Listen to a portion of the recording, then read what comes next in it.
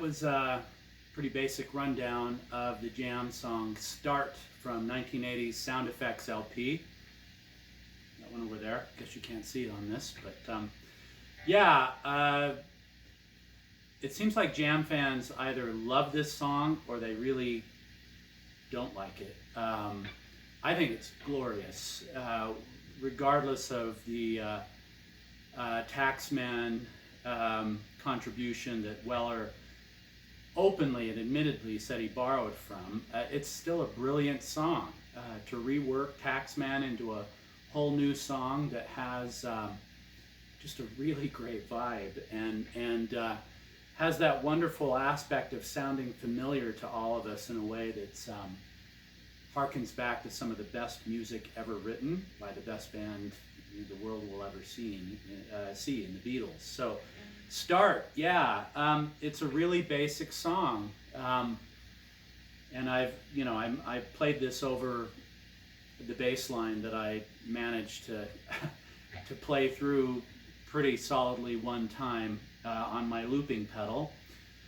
So I just played over the top of that, and in truth, you could play this whole song down in the open position, but that's not how Weller plays it. So if you watch, I think one of the best recordings of this is from the old USA weekend television program Fridays from the late 70s and early 80s. The Jam did a 2-song set on that show back in 1980. They played Start and Private Hell, and by the way, that Private Hell recording is one of the best you'll ever see the Jam play. But we're not talking about Private Hell, we're talking about Start. So it's really basic. So we're just going to play some chords here, and I'm just going to show you what they are real quickly. So the first chord in the song is here at the 7th fret, barring, in an E minor shape, but I like to remove my pinky. So you get this. The next chord is at the 8th fret, barring in an E shape. Back to the 7th.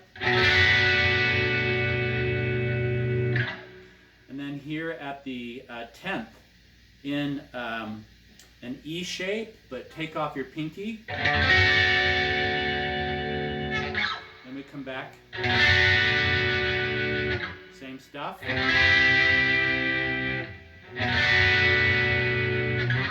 Then up here to the 12th. E shape, barring. Take off your pinky. Down to the 5th.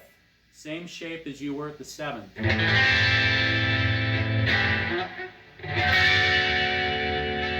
Now you can do E shape, or take off your pinky again. Back down. Back to the 10th. Okay, here we are at our first exclamation point chord. And what it looks like Weller's playing when he does it live is this really cool chord here. I think it's a G9 chord. So if you were playing it down here, remember I said you could probably play this whole song in the open position.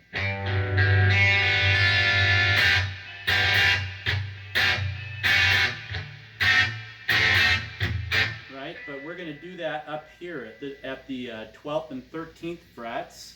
You want to play the 12th fret on the B string and the 13th fret on the high E. So I use my ring finger and my pinky here to recognize that, but then I think he's coming down here with his index finger on the A string at the 10th. Isn't that nice? Now you can do it with a downstroke, but if you really want to put some oomph into it, do an upstroke. Really punchy, right? So there's the first chord, that's the G9.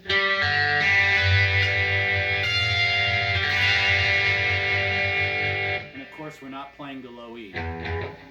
Just avoid it.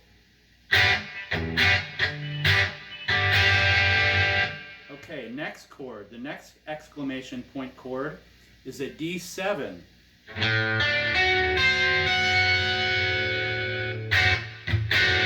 So you could play that down here, right? Everybody knows how to do a D7. B string, first fret, G and E string, second fret.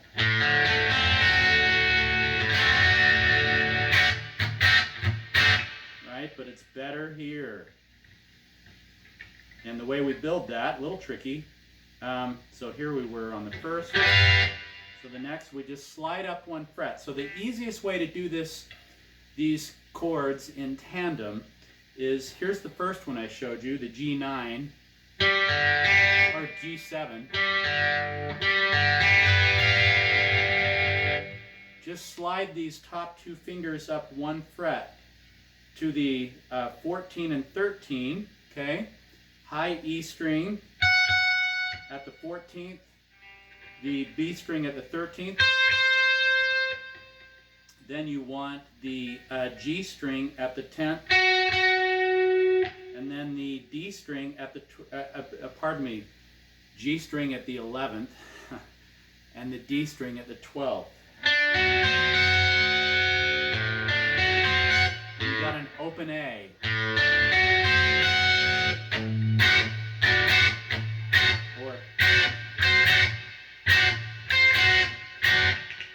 So there you go. Those are the two exclamation point chords.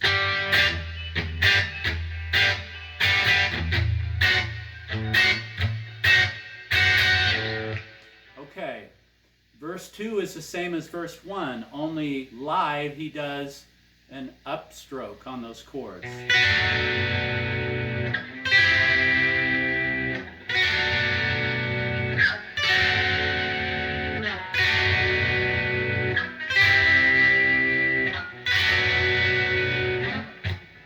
Until he gets there. And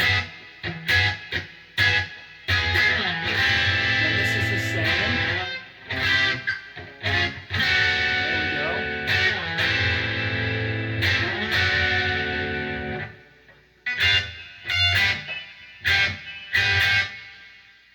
And this guy.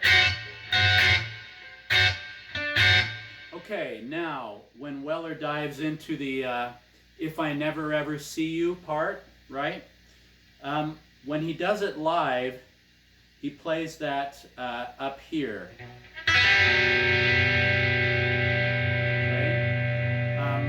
Now, notice this.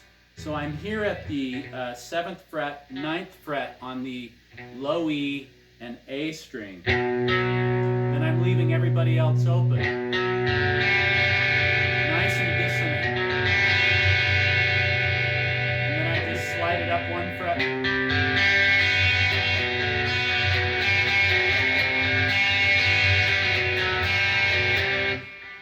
So notice that. Well, notice you get the same thing down here at the 2nd fret on the low E and A. So this is a little different. There's your first note there. But it's part of the chord, whatever chord that is, right? E minor maybe. So you can play it either here or here. And all I'm doing there is low E string 2nd, A string 2nd, moving it up to the 3rd.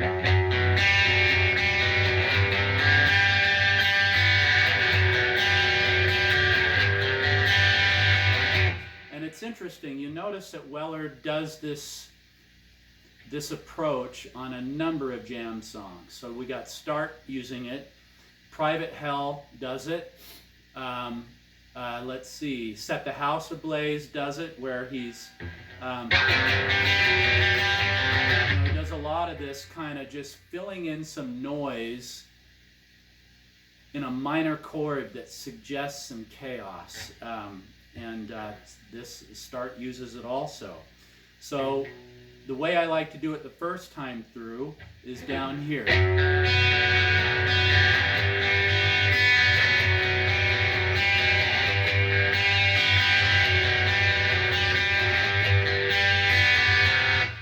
because at the end of that, he goes into a D,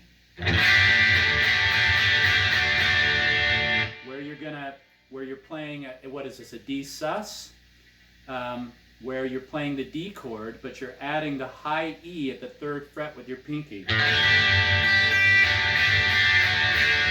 then you pull off. Now, the second time through, I like to play it up here.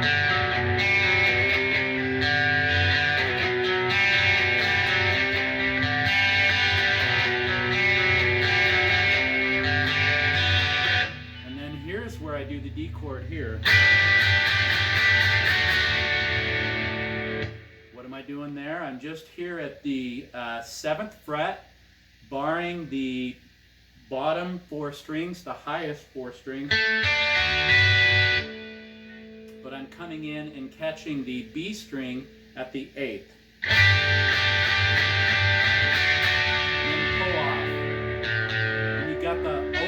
String as a drone, which is really nice.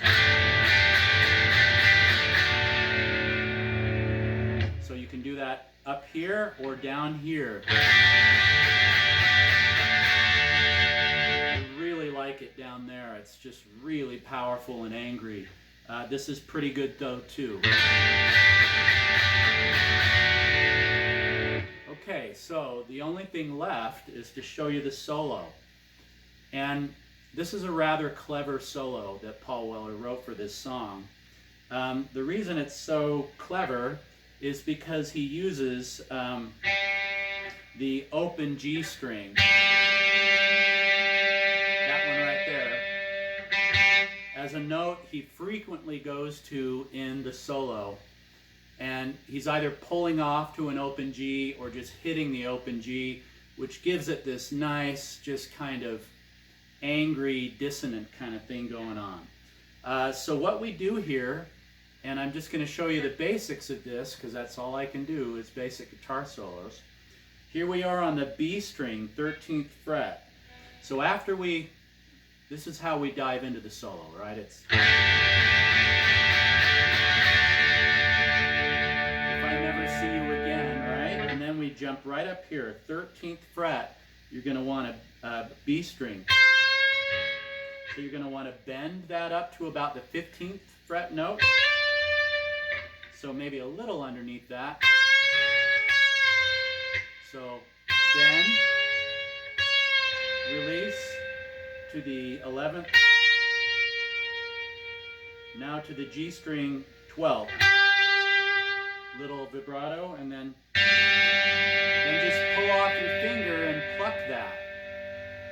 So again.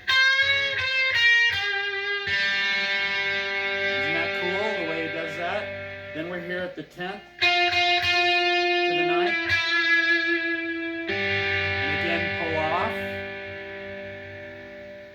Okay, so once again, here's what we've got.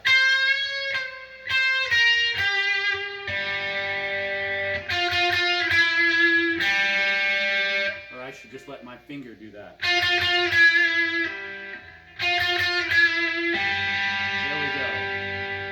Now the next part, we're here at the 12th on the D. 1, 2, 3. The 9th on the G to the 10th, to the 12th, to the 10th of the B, back to the 9th, back to the 12th at the G, to the 10th at the G, to the 9th, and off. So again, that's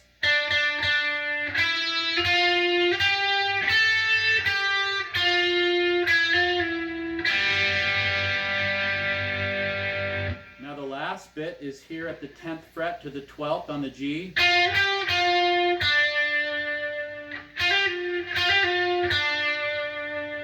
So you're just going to go up to boy, my coffee is really getting to me this morning. G string, 10 to 12. Back to the D string 12. Back to the G string 10. To the G string 12 with a bend. back to the 10, then down to the A string 12. Or you can just go open A if you want, or you can play the A at the 12. Then we're into the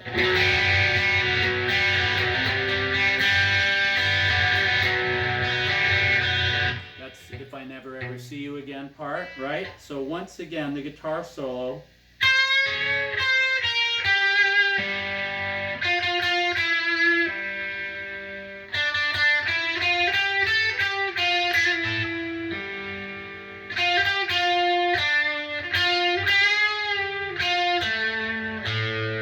Open A string as you dive into this.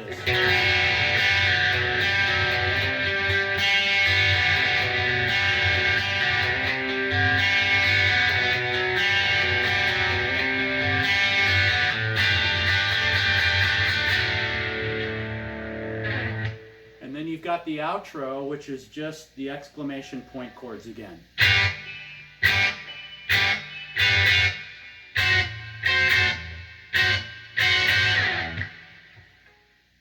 And that's the whole song of Start. So, you know, not terribly difficult. Practice that solo over and over until you get those pull-offs to the open G string to sound like they're just another note being played rather than being too soft like some of mine were when I was showing you how to do it, or you're plucking it too hard as you pull off. It takes a little practice. But there you go. Start by the Jam. Enjoy.